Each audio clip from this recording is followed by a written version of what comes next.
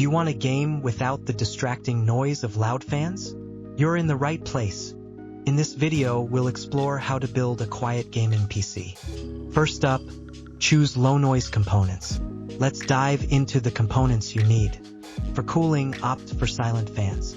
Look for models specifically designed for quiet operation. Consider a case with sound dampening features. This helps to absorb unwanted noise. Next, choose a high-quality power supply. A quiet PSU minimizes noise during heavy loads. Vibration can also contribute to noise. Use rubber mounts for drives and fans. Isolate parts with sound-absorbing materials inside the case for added noise reduction. Cable management can surprisingly help. Tidy up your cables to improve airflow. Also, consider upgrading your GPU to a model known for quiet operation. Finally, keep the area around your PC free from clutter. This can help reduce noise reflections.